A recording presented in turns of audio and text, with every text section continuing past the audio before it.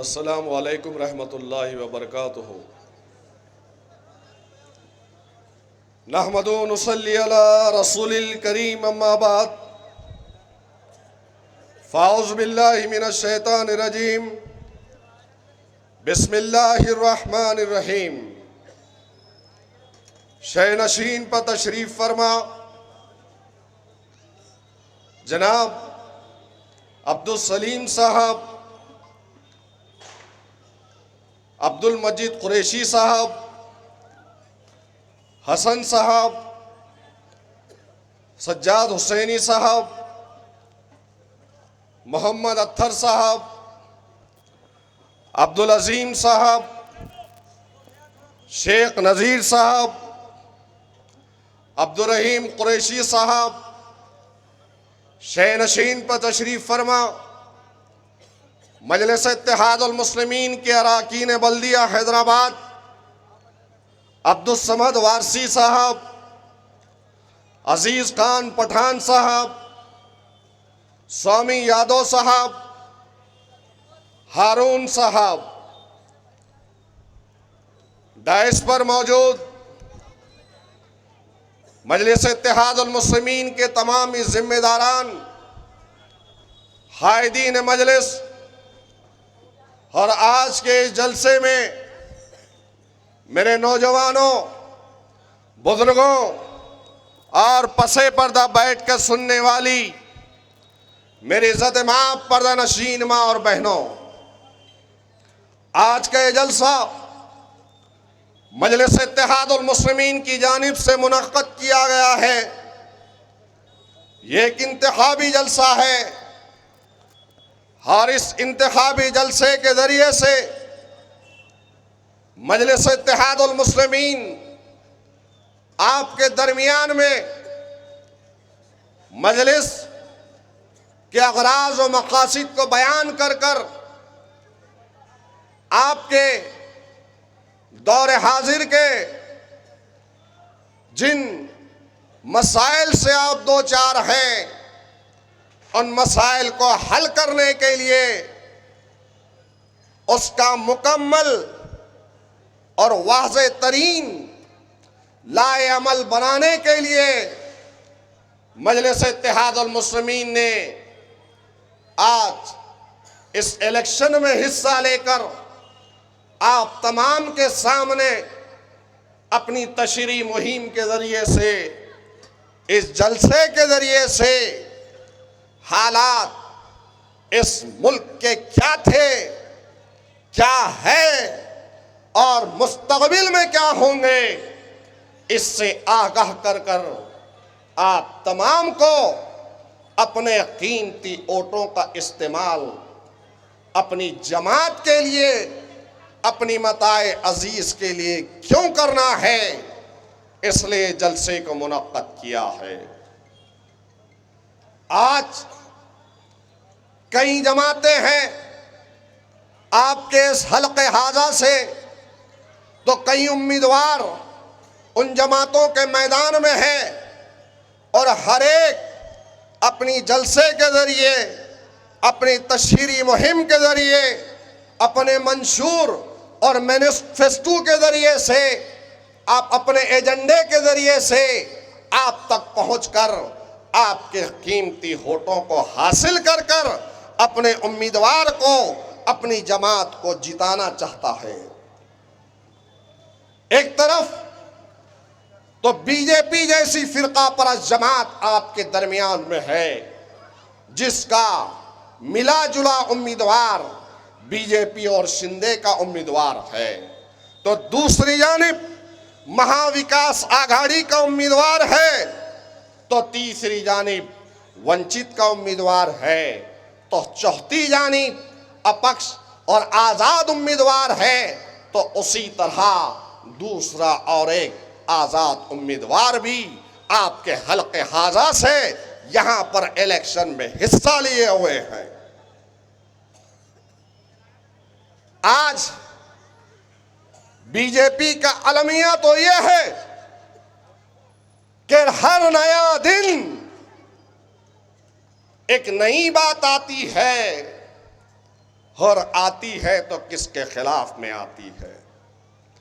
मुसलमानों के खिलाफ में, कभी शरीयत के खिलाफ में, कभी दाढ़ी और टोपी के खिलाफ में, कभी अजान पर पाबंदी के खिलाफ में, कभी पर्दे और हिजाब को खत्म करने की बात की जाती है, तो कभी कुरान करीम में आयतों की तब्दील करने की बात आती है, तो कभी रसूलुल्लाह सल्लल्लाहु अलैहि वसल्लम की शान रिसालत में गुस्ताखी की जाती है, तो कभी 3 तलाक पर बात होती है, तो कभी बात आती है आपके आबाज दाद ने जिन जमीनों को वक्फ किया था अल्लाह के नाम पर, उन जमीनों को हथियाने की बात आती है कानून बनाकर। तो कभी बात आती है कि हिंदुस्तान के वो शहरी जिन्होंने अपनी जानों की अजीम कुर्बानी देकर इस मुल्क को, इस वतन को आजाद करवाया, उस कुर्बानी को भुलाकर आपके शहरियत को छीन कर एनआरसी और सीए जैसा काला कानून बनाने की बात होती है। तो कभी बात होती है कि जानवर के नाम पर इंसानियत के कत्ल पर मॉब लिंचिंग होती है, तो कभी बात होती है तो बुलडोजर के जरिए से आपकी बस्तियों को निस्त नाबूद करने की बात होती है, तो कभी बात होती है। कल ही के दिन मिथुन चक्रवर्ती का एक बयान आया। मिथुन ने क्या कहा? 2 दिन पहले एक फिल्म स्टार बीजेपी के मंच पर एक मुल्क के जिम्मेदार, इस मुल्क के ओहदे पर फायज वो अमित शाह, उसके सामने गृह मंत्री के सामने बात करता है तो मुसलमानों को खत्म कर कर जमीन में डालने की बात करता है और कहता है कि 2026 में हम सबको खत्म करेंगे। वो बीजेपी जिसका एक छोटा सा कार्टून, एक छोटा सा तोता राणे मुसलमानों को कहता है कि मस्जिद में घुसकर मारेंगे, घुसकर मारेंगे, तो कभी ये बीजेपी के लोग इनकी कठपुतली और रामगिरी रसूलुल्लाह सल्लल्लाहु अलैहि वसल्लम के खिलाफ में बयान करता है। वो बीजेपी जिसकी बुनियाद फिरका परस्ती पर कायम है, वो बीजेपी जो इस मुल्क के अमन को, चैन को, शांति को खत्म करना चाहती है, उसका उम्मीदवार भी मैदान में है। तो दूसरी जानिब इस बीजेपी को दूध पिला पिलाकर बढ़ा करने वाली यह भारतीय जनता पार्टी हो, राम सेना हो, हिंदू महासभा हो, बजरंग दल हो, विश्व हिंदू परिषद हो, या फिर शिवसेना हो, ये तमाम की तमाम आरएसएस की शाखाओं को, फिरका परस्त जमात, इन तमाम जमातों को जन्म देने वाली कोक का नाम कांग्रेस पार्टी है। वो कांग्रेस पार्टी जिस कांग्रेस पार्टी को उस मुल्क की आजादी के बाद में सबसे ज्यादा वोट मुल्क की आजादी के बाद से लेकर आज तक मुसलमानों ने दिया, और मुसलमान यह कहकर कांग्रेस के पीछे गए कि हम इस मुल्क में अमन चाहते हैं, हम इस मुल्क की गंगा जमनी तहजीब को कायम रखना चाहते हैं, हम इंसानियत की बात करेंगे, हम कभी फिरका परस्त पार्टी का साथ नहीं देंगे। यही बात थी कि हमारे आबाजदाद ने उस वक्त एक गलती की थी, बड़ी जिम्मेदारी के साथ कह रहा हूं, इसलिए कि मुसलमानों जब तुम्हारे सामने आया हूं तो सच और हक बात करने के लिए आया हूं और हकीकत से तुम लोगों को आगाह कराने के लिए आया हूं कि उस वक्त की गलती थी कि मुसलमान दानिशवरान ने, मजहबी रहनुमाओं ने फैसला किया था कि हमको इस मुल्क में कोई दूसरी जमात बनाने की जरूरत नहीं है, कांग्रेस हमारे लिए काफी है। मैं सलाम करता हूं, आज हैदराबाद के मेरे भाई हैं, उनके आवाज़दाद को मैं सलाम करता हूं। मैं सलाम करता हूं केरला के मुसलमानों को, मैं सलाम करता हूं सरजमीन दक्कन के हैदराबाद के गज्जूर जियालों को, कि उन्होंने उस वक्त फैसला लिया था, कांग्रेस के झांसे में नहीं आए, कहा कि नहीं, हमको अपने नस्लों की मुस्तकबिल की फिक्र है, हम एक सियासी जमात बनाएंगे और अपने वजूद का इकरार ऐवानों में कराएंगे।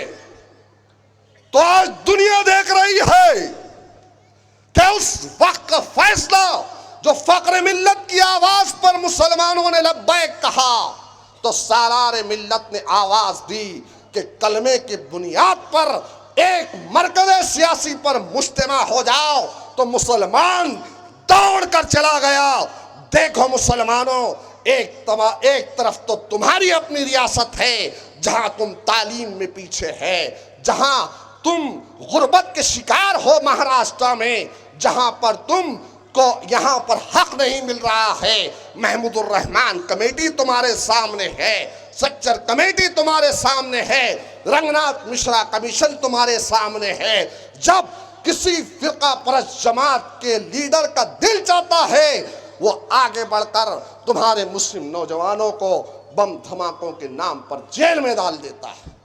फसादात होते हैं, कई वाकयात है, कौन कौन से वाकयात तुम्हारे सामने रखूं, लेकिन गौर तो करो, क्या तुमने कभी सोचा कि एक सियासी जमात की ताकत, लीडरशिप की ताकत, इत्तेहाद की ताकत क्या होती है? अरे नजर तो डालो, दूसरी रियासतों का जायजा लो। बुलडोजर पे बुलडोजर चल रहे हैं, कोई पूछने को तैयार नहीं है। कोर्ट से ला रहे हैं कब्रिस्तान को तो गोलियां मारी जा रही है, जेलों में लीडरान को मारा जा रहा है, तुम्हारे अपने मसाजिद को शहीद किया जा रहा है।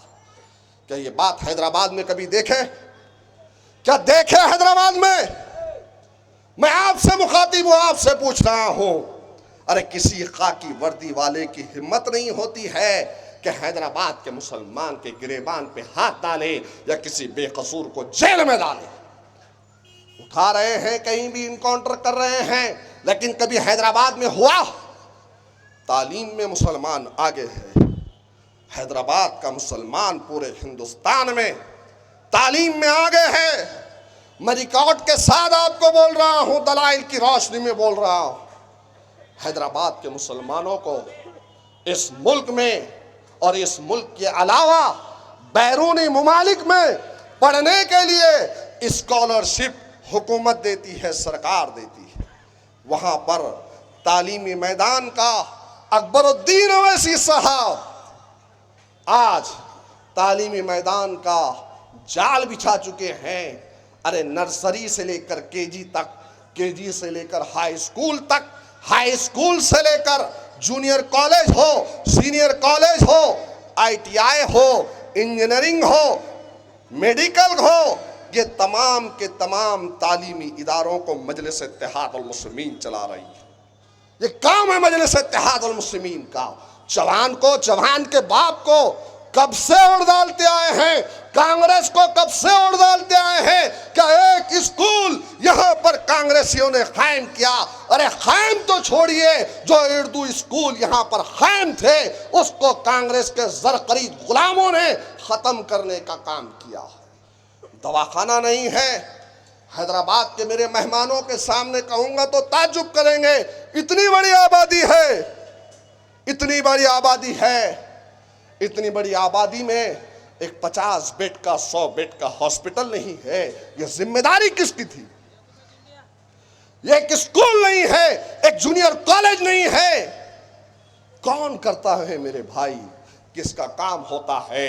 एक वोट इतना कीमती होता है, इस वोट के जरिए से न सिर्फ बुनियादी मसाइल बल्कि तालीम में आप अपनी नस्लों को आगे बढ़ाने के लिए, तिजारती मैदान में आगे बढ़ाने के लिए, आपकी हिफाजत के लिए, इस वजह से आप वोट डालते हैं। यह जिम्मेदारी तो होती है एक रुकने बल्दिया की, एक रुकने असम्बली की, एक रुकने पार्लिमान की जिम्मेदारी होती है। लेकिन आज सूरत हाल क्या है, चाहे और कब तक हम इनका साथ देंगे और किन लोगों का साथ देंगे। अरे चीख चीख कर, पुकार पुकार कर कई मर्तबा आपके दरमियान में आया और आपको आगाह किया कि नांदेड़ के मुसलमानों जरा सबक तो लो। ये वही कांग्रेस का लीडर है जिसके जिस्म में दौड़ता हुआ खून आरएसएस का है। इसके बाप ने उस्मानिया यूनिवर्सिटी की लाइब्रेरी जलाया था और ये भी फिरका परस्त है। मेरी बात कोई सुनने को तैयार नहीं था। 2006 में 7 में पाड़ बंधारे का ब्लास्ट हुआ था, बजरंग दल के लोगों ने किया था, इसी के हल्के असेंबली में था। ये जीत कर वहां से आता था तो उस वक्त भी नहीं माना।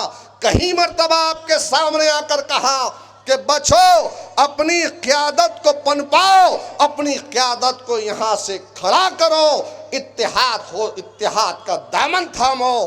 कोई नहीं समझ पाया। लेकिन क्या देखते हैं कि कुछ दिन पहले, कुछ महीने पहले हमारी बात सच निकली या झूठ निकली कि कांग्रेस का वो अशोक चौहान आज बीजेपी में है या नहीं है। क्या मैं नहीं समझाता था? बारहा मैं आया, मेरे कायदीन आए, बार बार समझाए, लेकिन उस वक्त भी वो कांग्रेस के गुलाम जय जयकार करते थे चौहान की और उस राजूरकर की जय जयकार करते थे। अच्छा, ये गुलामों का भी अजीब है मेरे भाई।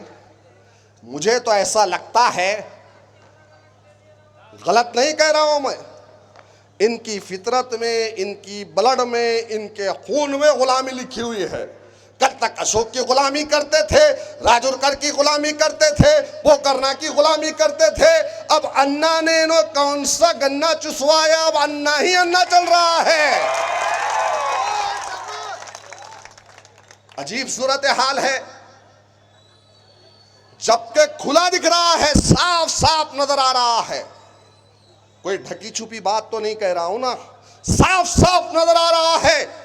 एक तरफ कांग्रेस से अन्ना ठहरा है तो उसी के घर में उसका बड़ा भाई संतुकराव हम्बड़े अन्ना का भाई है। वो किससे ठहरा? किससे ठहरा? और फिर अन्ना गलियों में निकल रहा है, लुढ़कता फुड़कता खड़े कर रहे हैं और खड़े करके बोल रहे हैं नहीं अन्ना सेकुलर है, सेकुलर है। परसों एक सहाफी का बयान देखा, पता नहीं कितने में बिका, पता नहीं। वो खड़े रहकर कह रहा है अन्ना बहुत सेकुलर है, मैंने इनके घर में ऐसा देखा वैसा देखा।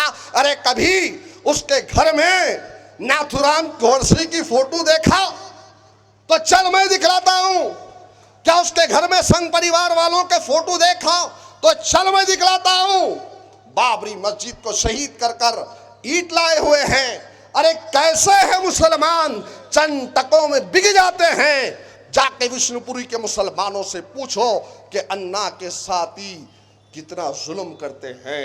दिवाली के मौके पर मस्जिद में पटाखा फेंक, ये अन्ना, वो अन्ना जो तुमने 2019 के अंदर झोली भर भर कर उसको ओढ़ दिया, वो अन्ना तुम्हारे वोट लिया, असेंबली की रुकनियत को हासिल किया और राज्यसभा में एमएलसी के इलेक्शन में किसको ओढ़ दिया? किसको ओढ़ दिया? बीजेपी को ओढ़ दिया। अन्ना के घर में आरएसएस के लोग हैं तब भी दूध का धुला हुआ है। अन्ना के घर में संघ परिवार के लोग हैं, उसको टिकट दिया बीजेपी ने, फिर भी दूध का धुला हुआ है। अन्ना तुम्हारे वोट लेता है, बीजेपी का साथ देता है, फिर भी दूध का धुला हुआ है।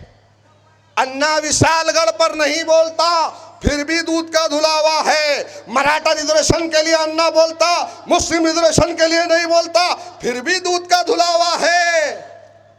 रामगिरी के खिलाफ में आओ, यहां पर बैठो, हमारे साथ में समर्थन करो, नहीं मेरा समाज नाराज हो जाएगा, फिर भी अन्ना दूध का धुला हुआ है।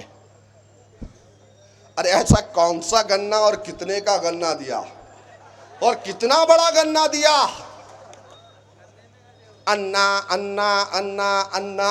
और अन्ना को भी एक अजीब बीमारी मेरे फॉर्म भरते लग गई वाली है। मैं फॉर्म भरा तो ऐसी बीमारी अन्ना को लगी, सुबह उठा तो मोइन, दोपहर हुआ तो मोइन, शाम हुई कि मोइन। मोइन का क्या चल रहा? अब वो मैं नहीं बोलता हूं, आप बोल रहे हैं, अलग बात है। अल्हम्दुलिल्लाह इंशाअल्लाह ताला रुझानात आपके सामने रख रहा हूं, रुझानात आपके सामने रख रहा हूं कि अल्हम्दुलिल्लाह मजलिस इत्तेहादुल मुस्लिमीन का ये सिपाही सबसे आगे है, सबसे आगे है।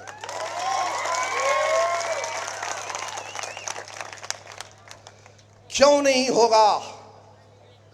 क्यों नहीं होगा?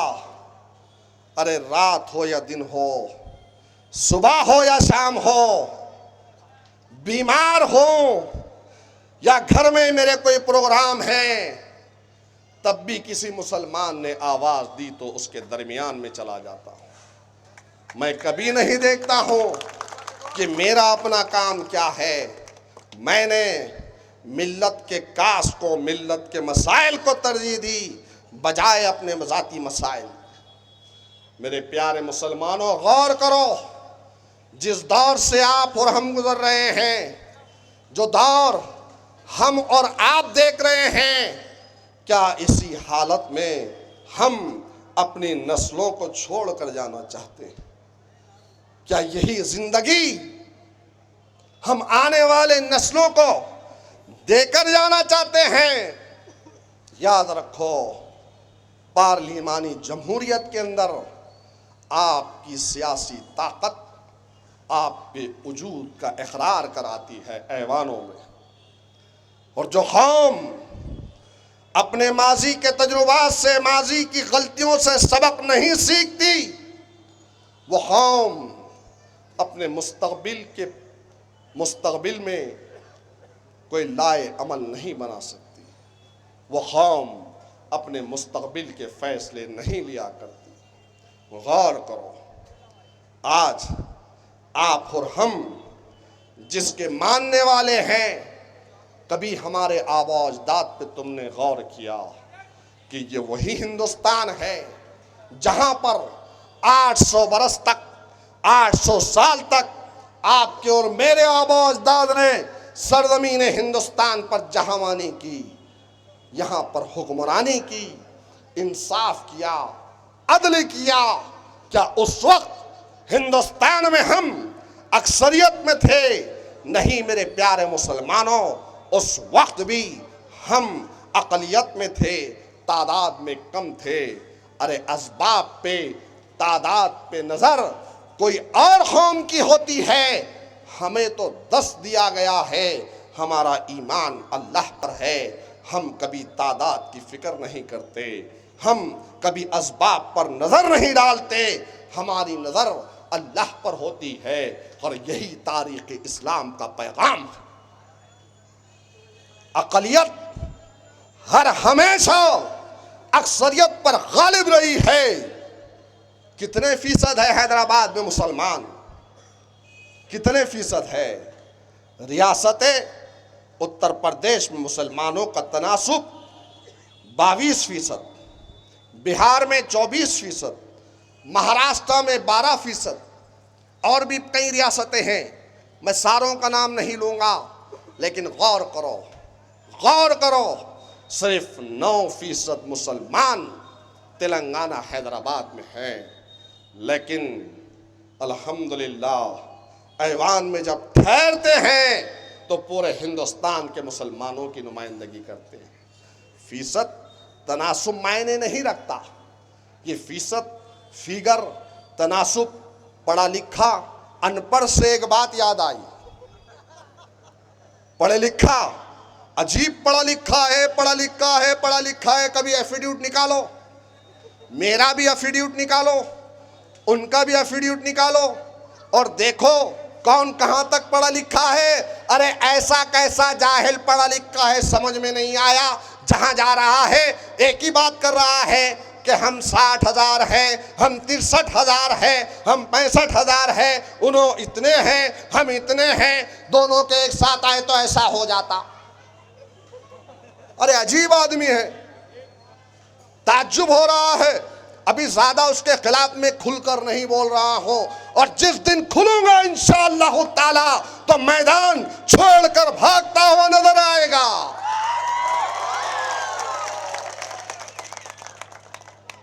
गौर करो, आपके हल्के हाजा में जहां पर आप रहते हैं, जहां पर आपका ओट है, जहां पर आप जिंदगी गुजारते हैं, कुल मिलाकर हिंदू, मुस्लिम, सिख, ईसाई, दलित, ये सब पूरे के पूरे क्रिश्चियन भाई सब मिलाकर पूरे वोटर्स की तादाद दक्षिण में, साउथ में 3 लाख से कुछ ज्यादा है।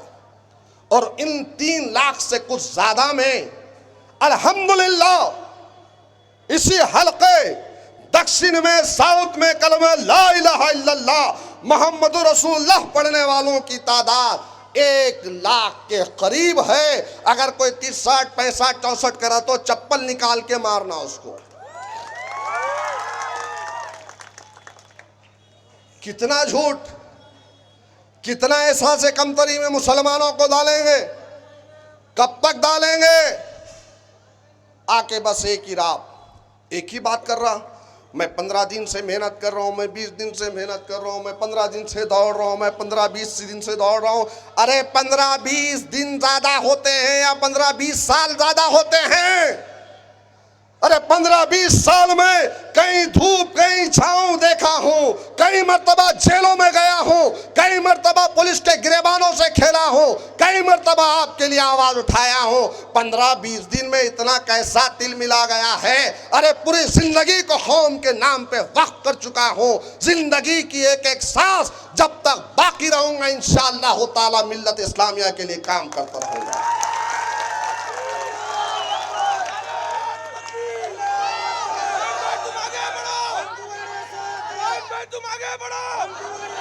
अरे अजीब बात है, आज यहां पर हमारे मजीद साहब है कुरैश बरादरी के जिम्मेदार, और कई मेरे कुरैश बरादरी के जिम्मेदार यहां पर होंगे।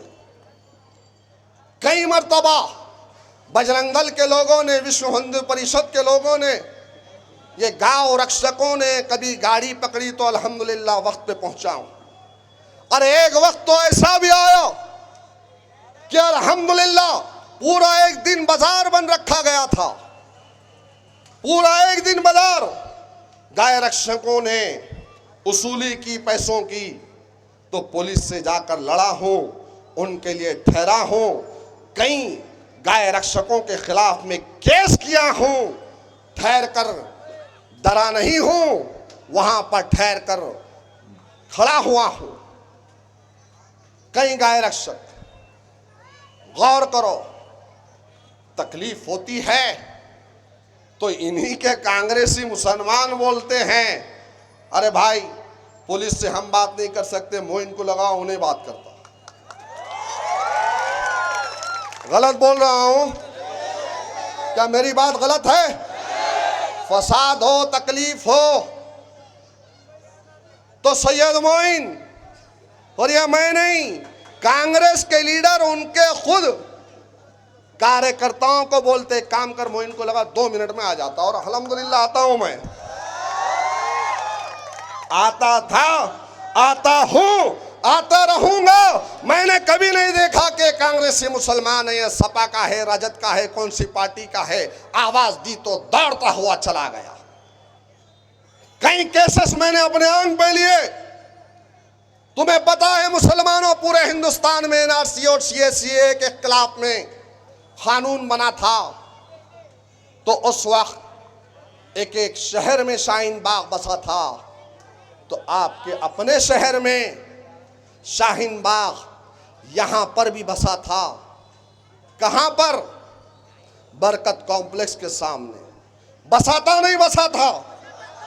कोई कांग्रेसी जिम्मेदारी लेने के लिए तैयार नहीं था कि हम जिम्मेदारी नहीं लेते तो पुलिस की मौजूदगी में पुलिस के सामने ठहर कर, और नाइजर आपका गुलाम सैयद मोइन ने कहा कि मैं जिम्मेदारी लेता हूं, परमिशन मुझे दो।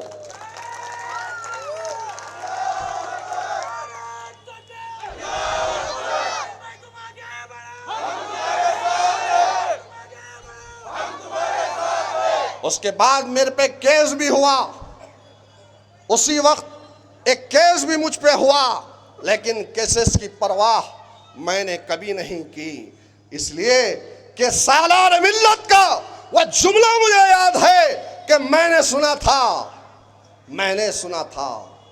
कि कानून मकड़ी का जाल है, ताकतवर तोड़ के निकल जाता है, कमजोर उलझ जाता है।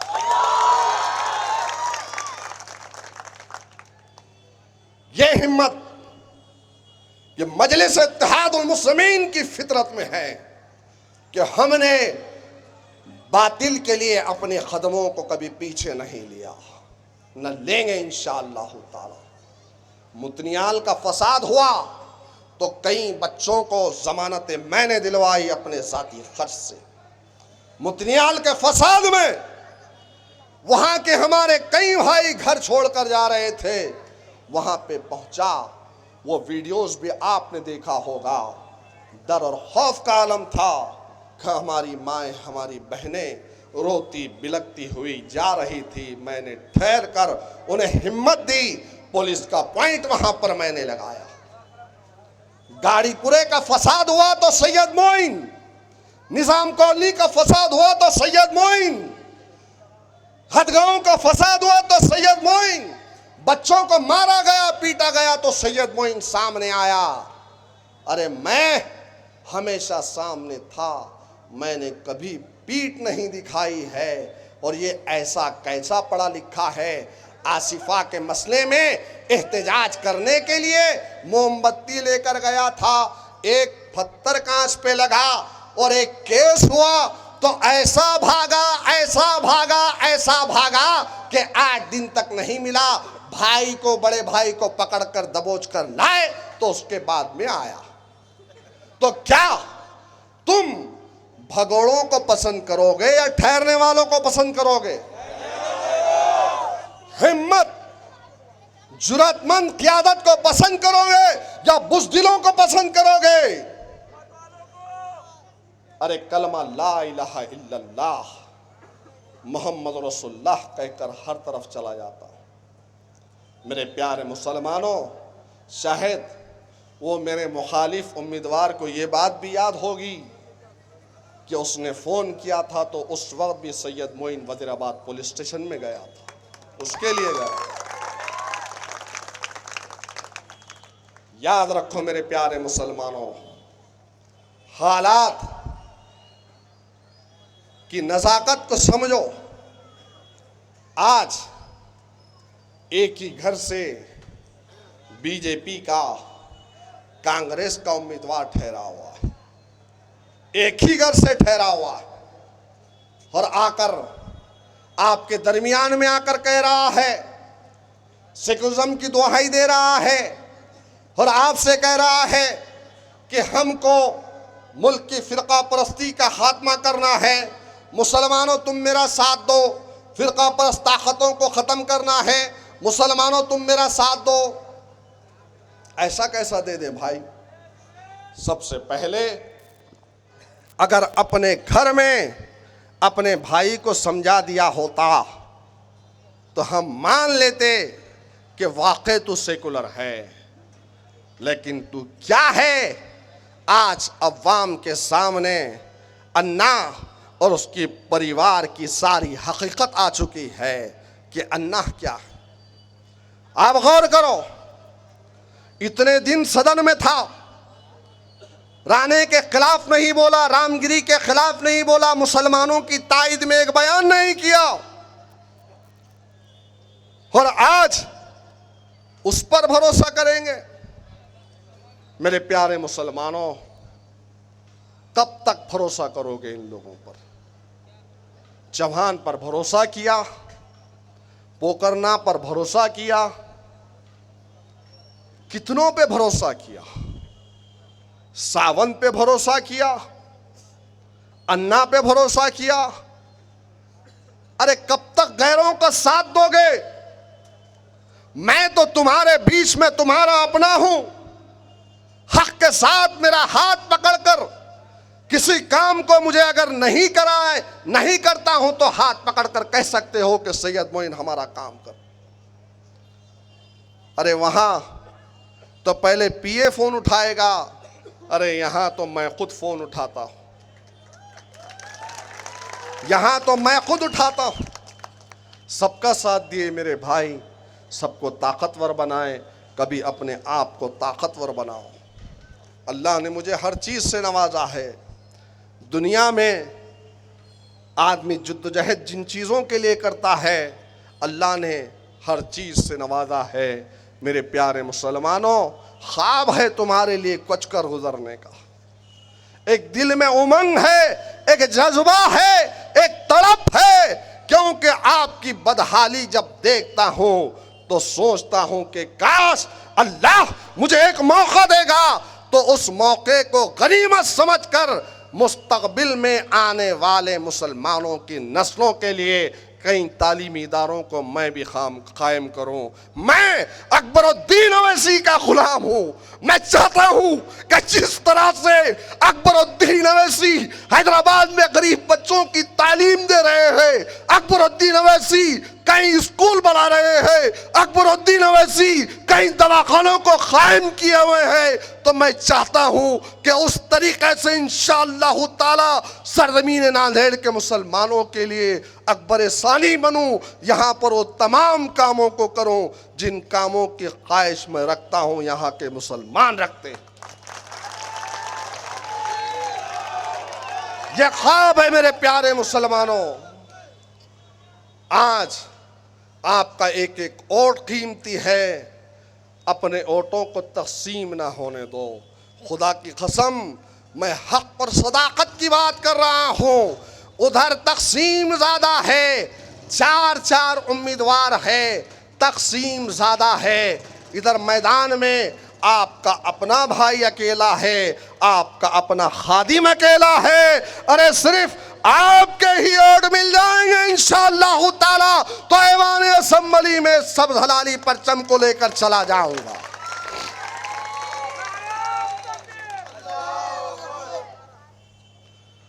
गौर करो मेरे प्यारे मुसलमानों, आज जो हालात है, इन हालात में ठहरने वालों की, बोलने वालों की, लड़ने वालों की जरूरत है।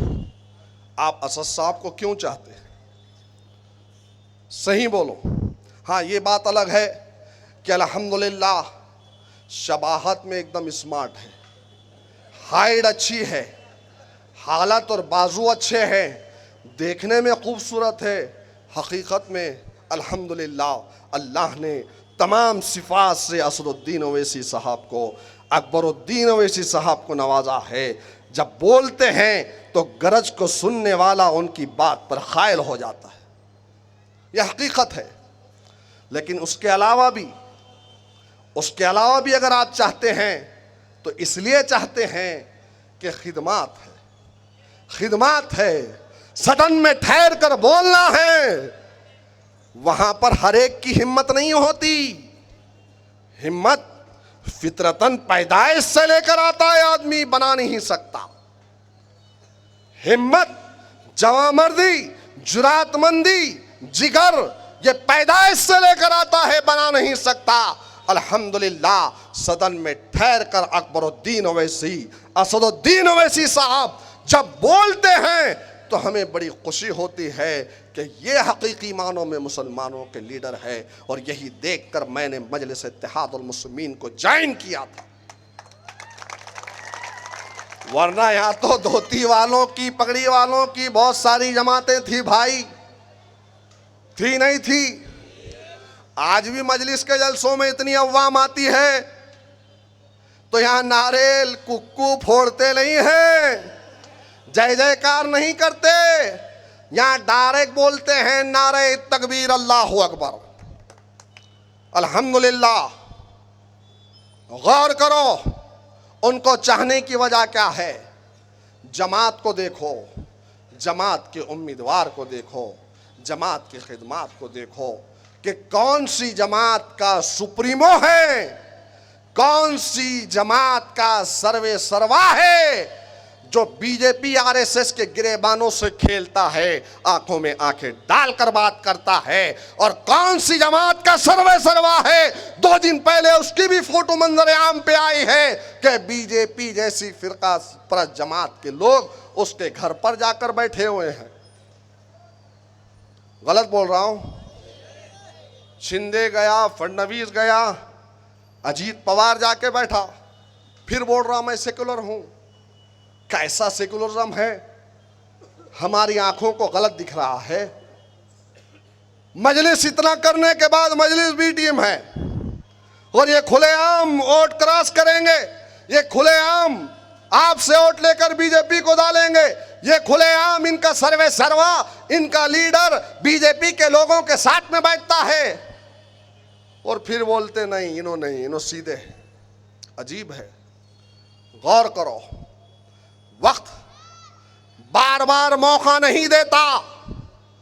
वक्त की नजाकत को समझो। जहां तक मेरी बात जा रही है, आवाज जो तुम्हारे कानों में आ रही है, मुसलमानों, मेरे नौजवानों, मेरे मजहबी रहनुमाओं, मेरी माँ, मेरी बहनों, आज मैं चीख चीख कर, चिल्ला चिल्ला कर आने वाले कल से तुम्हें आगाह कर रहा हूं कि यह वक्त ठहरने वालों का है, लड़ने वालों का है। ये वक्त ठहरने वालों का है, ये वक्त मुकाबला करने वालों का है, ये भागने वालों का नहीं है। इस वक्त को गनीमत समझकर अपनी क़यादत को मजबूत करो, और आपकी क़यादत मजबूत होगी तो आपकी आवाज ऐवान असेंबली में गूंजेगी। मेरी बात को गौर से सुनो, सोचो मेरे प्यारे, मेरे भाई। मेरी जिंदगी भी आपके सामने है। मैंने मेरी पूरी जिंदगी में कभी किसी के प्लाट पे कब्जा नहीं मारा। मैंने अपनी पूरी जिंदगी में हर वक्त मजलूम का साथ दिया, जालिम की मदद मैंने नहीं की। मेरी पूरी जिंदगी आपके सामने है। मैं कभी डरा नहीं हूं, कभी आपके लिए अपने कदमों को पीछे नहीं लिया हूं। आज पुलिस और खाकी वर्दी वाले मेरी बात सुनते हैं तो उसकी वजह है ये आपका इत्तेहाद है, ये आपकी ताकत है, ये आपकी दुआएं हैं, ये आपका हौसला और हिम्मत है जो मुझे आगे बढ़ाता है। मेरी हिम्मत को ना तोड़ो। आज नांदेड़ की असेंबली की सीट पर पूरे महाराष्ट्र की नजरें हैं तो बीजेपी की नजरें हैं। हर बीजेपी का रुकन ये चाहता है कि मोइन ना जीते। मोइन जीतेगा तो गांव रक्षकों को मार मार कर भगाएगा। और मैं अपने कुरैश बरादरी के सामने खुलकर कह रहा हूं, इंशाअल्लाह ताला मेरे कुरैश बरादरी के भाइयों, एक मौका दो। इंशाअल्लाह ताला जो कत्ल खाना यहां पर बना है, जदीद आला तरीन हैदराबाद की तर्ज पर कत्ल खाना तुम्हें यहां पर बना के दूंगा इंशाअल्लाह ताला।